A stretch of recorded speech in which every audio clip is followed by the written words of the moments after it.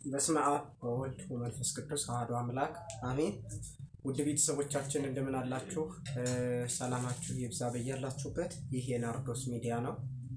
ሁላችሁ በየገባችሁ ሰብስክራይብ እያደረጋችሁ እንዲሁም ላይክ፣ ኮሜንት፣ ሼር በማድረግ ቤቱን እንድታሳድጉልን በእግዚአብሔር ስም እየጠየቅ ዛሬም ወደ ክፍል 3 ሄደናል ማለት ነው። ክፍል 3 ጥቂቱን ማለት ነው፣ በጣም ጥቂት ከብሉይ ኪዳን ብቻ የተወሰኑትን እስከ በአጠቃላይ እስከ ኢዩኤል እንደው አልፈን ማለት ነው የጾም ማስረጃዎች በመጽሐፍ ቅዱስ እንደው ከሌ ጾመ የሚለውን ለማስረዳት ያክል፣ ምክንያቱም በጾም ሰዓት ስለ ጾም ነው ማውራት ያለብንና አንዳንድ ጊዜ ጾም በመጽሐፍ ቅዱስ የለም ብለው የሚዘንጡ ሰዎች አሉና ለነሱም ይሆን ዘንድ ዛሬ ጥቂቱን ዛሬ እናየውና ቀጣዩን ደግሞ እንግዲህ እንደ እግዚአብሔር መልካም ፈቃድ በሌላ በአራተኛ ቪዲዮ እንገናኛለን ማለት ነው።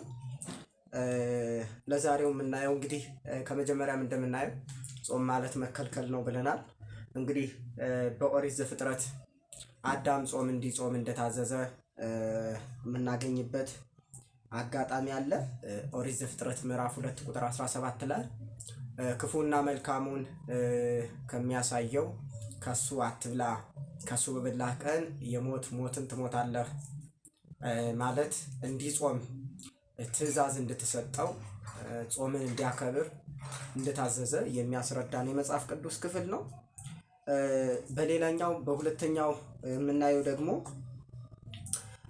በዚህ በሁለተኛ ዜና መዋዕል 20 ቁጥር 3 ላይ ሁለተኛ ዜና መዋዕል ምዕራፍ 20 ከቁጥር 3 ላይ የምናገኘው ኃይለ ቃል አለ። ዮሳፍጥ ፈራ፣ እግዚአብሔርን ሊፈልግ ፊቱን አቀና፣ በይሁዳም ሁሉ ጾም አወጀ ይላል። እንግዲህ ዮሳፍጥም ፈራ፣ እግዚአብሔርን ሊፈልግ ፊቱን አቀና፣ በይሁዳም ሁሉ ጾም አወጀ። እንግዲህ ሰዎቹ በጠላትነት ጠላት በተነሳባቸው ጊዜ ሊያጠፋቸው ጠላት በተነሳ ጊዜ እነሱ ምንድን ነበር የሚያደርጉት?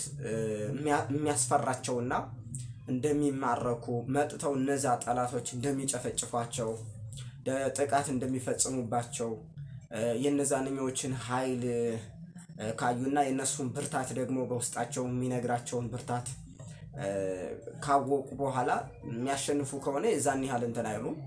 ነገር ግን በጣም ሲያስፈሯቸው እግዚአብሔርን ይፈልጉታል። ምክንያቱም ቅዱስ ጳውሎስ እንደተናገረው መኑ ይክህለነ እግዚአብሔር ምስሌነ፣ እግዚአብሔር ከኛ ጋር ከሆነ ማን ይችለናል ብሎ እንደተናገረው እግዚአብሔር መቼም ከሰው ጋር ሲሆን ተራራውን ማንሳት ጎባጣውን ማቅናት ይቻላል፣ ባህሩን መገደብ ይቻላል። እግዚአብሔርን ይዞ ፍርሃት፣ እግዚአብሔርን ይዞ ችግር፣ እግዚአብሔርን ይዞ መከራ፣ እግዚአብሔርን ይዞ አልወጣም ያሉት ነገር አንድም ነገር አይኖርምና እግዚአብሔርን መያዝን ያስቀድማሉ። እንግዲህ እና ሊፈልገው ወጣ፣ እግዚአብሔርን ሊፈልገው ወጣ።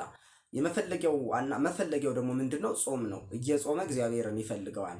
እግዚአብሔርን ይዞ ከዚያ በኋላም መሸነፍ ስለሌለ ማለት ነው። እንግዲህ በየትኛውም የዓለም የመጽሐፍ ቅዱስ ታሪክ በአዋልድ መጻሕፍትም ታሪክ የሆኑ ነገሮች ተጽፈው የምናገኛቸው ብዙ ጊዜ የእግዚአብሔር እርዳታ ያለባቸው ነገሮች የበላይነትን ይይዛሉ፣ የበላይነትን ይወስዳሉ። እግዚአብሔር ከሌለበት ማንም ምንም መሆን አይችልም፣ ማንም ማሸነፍ አይችልም፣ ማንም የትም መድረስ አይችልም። ሰው እግዚአብሔርን ከያዘ ግን ምንም የሚያጣው ነገር የለም። ምክንያቱም እግዚአብሔርን መያዝ ትልቁን ድርሻ ነው። የሁሉ ነገር ባለቤት ነው። የበረደውን ማሞቅ፣ የቀዘቀዘውን ማሞቅ፣ የሞቀውን ማቀዝቀዝ፣ የሮጠውን ማድከም፣ የደከመውን ማጠንከር ያውቅበታል እግዚአብሔር። እና እግዚአብሔርን መያዝ እንግዲህ ዮሳፍጥ የሚባል የብሉይ ኪዳን ሰው እግዚአብሔርን ሊፈልግ እንደሄድና ጾም እንዳወጀ በጾሙም ያ ጾም ደግሞ እንግዲህ እግዚአብሔርን መያዣ እንደሆነ እንረዳበታለን ማለት ነውና መጽሐፍ ቅዱስ ላይ ዮሳፍጥ እንደ ጾመ በዚህ በሁለተኛ ዜና መዋዕል 20 ከቁጥር 3 ላይ እናገኛለን ማለት ነው። ሌላኛው በሶስተኛው የመጽሐፍ ቅዱስ ክፍል የምናገኘው ማለት ነው። በጣም አለፍ አለፍ ብለን ሶስተኛ ላይ እንዲህ ይላል፣ ስለዚህ በአምላካችን ፊት ራሳችንን እናዋርድ ዘንድ ከእርሱም የቀናውን መንገድ ለእኛና ለልጆቻችን ለንብረቶቻችንም ሁሉ እንለምን ዘንድ በዚያ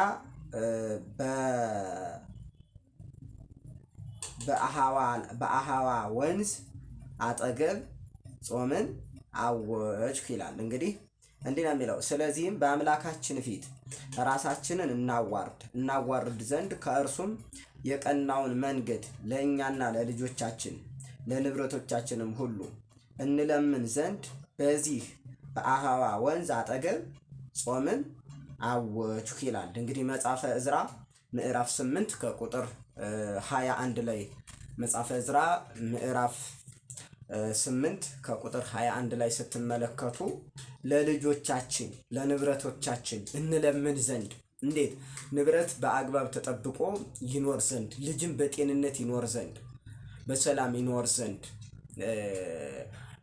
ሀገርም ሰላም ትሆን ዘንድ ምን አወጅሁ አለ? ጾምን አወጅሁ። ጾምን አወጅሁ። አዋጅ፣ የአዋጅ ጾም አወጅሁ። ምክንያቱም እነዚህ የተዘረዘሩ የቅድሞቹ ንብረትና ልጅ፣ የሰው ልጅ የመጀመሪያ ሀብቱ ንብረቱና ልጁ ነው። ልጁና ንብረቱ ሰላም ከሆነ ሌላው ነገር ሰላም ይሆናል። ለዚህ ደግሞ ምን ያስፈልጋል? ጾም መጾም ያስፈልጋል። እንደው አንድ ታሪክ ባነሳላችሁ፣ ኢዮብ ልጆቹ ሳይበድሉም መስዋዕት ይሰዋ ነበረ። እንዴት? እኔ በማላውቀው እኔ ሳላውቀው ልጆቼ እግዚአብሔርን አስቀይመውት ሊሆን ይችላል።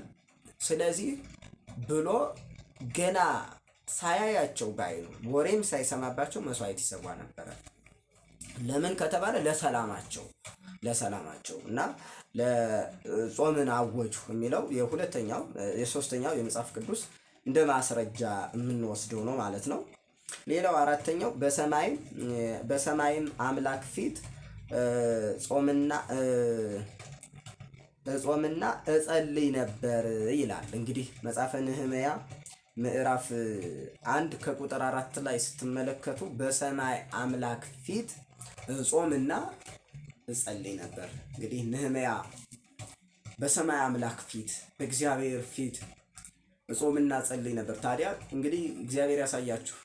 መጽሐፈ ነህምያ ምዕራፍ 1 ከቁጥር 4 ላይ ስታነቡ የምታገኙት ኃይለ ቃል ምን ሊያደርግ ነው የሚጾመው? ጾም ስለማያስፈልግ። ጾም የማያስፈልግ ከሆነ ነህምያ ለምን ጾም? ምን ሊያደርግ ጾም? ጾም ትልቁ የህይወት ቁልፍ ነው። የመጽደቂያ መንገድ ነው። ህግ ነው። ስርዓት ነው። ሰው ጾምን መጾም መቻል አለበት። እባብ ይላሉ ሊቃውንት አባቶቻችን ሲያስተምሩ፣ እባብ ሰውነቱን ለማደስ የሚጠቀመው ምንድን ነው? ጾም ነው። በ40 ቀን እባብ 40 ቀን ይጾማል። ሲያረጅ 40 ቀን ይጾማል። 40 ቀን ሲጾም ሳይበላ ነው። 40 ቀን ሙሉ ሳይበላ ነው የሚቀመጠው። 40 ቀን ሲጾም የነበረ አካሉ ያኮፈኩፋል፣ ይከሳል። ከዚያ በኋላ በእንጨት መካከል ላይ እንደነዚህ ጣቶች በሆኑ መካከሎች ላይ ምን ይላል? አልፎ ይሄዳል። ያን ያረጀ ሰውነቱን ያስቀርለታል። እባብ ሰውነቱን ያደሰው በምንድን ነው? በመጾሙ 40 ቀን ከምግብ በመከልከሉ። ስለዚህ እጾምና ጸልይ ነበረ። በማን ፊት? በእግዚአብሔር ፊት። ስለዚህ ጾም አያስፈልግም ማለት ምን ማለት ነው?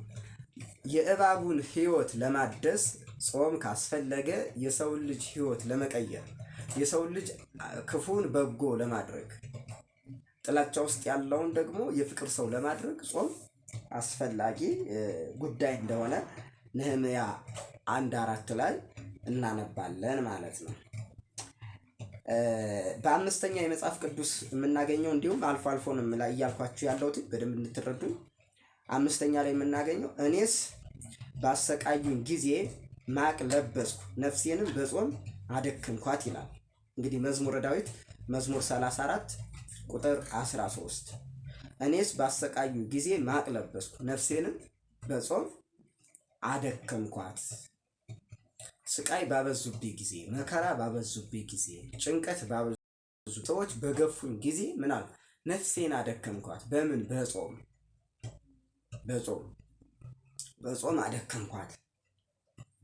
እንዴት ከተባለ ከዚያ ችግር ለመውጣት፣ ከመከራው ለመዳን፣ ከጭንቀቱ ለመዳን ጾም አስፈላጊ እንደሆነ በመዝሙረ ዳዊት መዝሙር 34 ቁጥር 13 ላይ እናገኛለን ማለት ነው። ሌላው እዚሁ መዝሙረ ዳዊት ላይ የምናገኘው መዝሙር 68 ቁጥር 10 ላይ ደግሞ ነፍሴን በጾም ሰውነቴን አደከምኳት ይላል። ሰውነቴን በጾም አደከምኳት።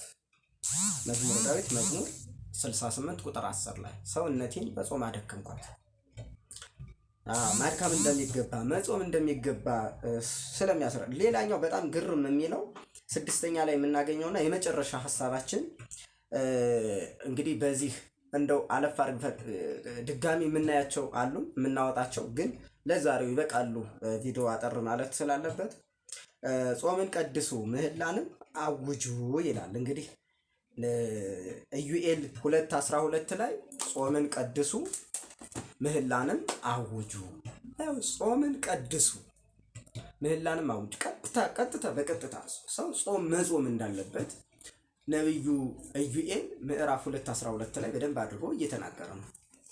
በአዲስ ኪዳን ብንመጣ ደግሞ የበለጠ ከዚህ ተጋኑ የበለጠ ሆኖ የበለጠ አምሮበት የበለጠ ግልጽ ሆኖ አሁን ጌታ ጾሞልናል የሚሉትን ሁሉ በጣም ዝቅ አድርጎ የሚሰዳቸው የሐዲስ ኪዳኑ አለ። የብሉይ ኪዳኑ ነው። ይሄ የብሉይ ኪዳኑ እኛ ብሉይ ኪዳንን አልሻርንም። አሁን ሰው መጾም የለብንም ካለ ሲጾሙ የነበሩትን እንዳሉ የመጽሐፍ ቅዱሶች መተው መቻል አለበት። ግን እንደዛ አይቻልም። 80 አሐዱ የመጽሐፍ ቅዱስ ወይም 66 የሚባለውን የመጽሐፍ ቅዱስ ክፍል እየተከተለ ይጾሙ ነበረ፣ በጾም ተጠቀሙ፣ በጾም እንዲህ ያደረጉ የሚለውን እያወጣ መጣል መቻል አለበት። አልፈጽመውም ካለ ግን እንደዛ አይቻልም።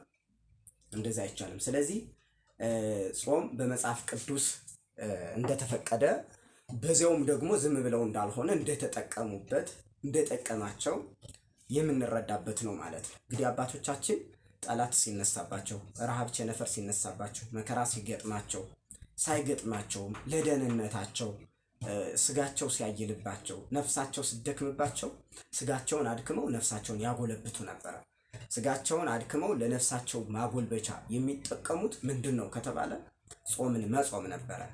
ጾምን መጾም ለመጽደቅ የመጀመሪያው መንገድ እንዳልኳችሁ ለመጽደቅ መጾም ወሳኝ ጉዳይ ነው።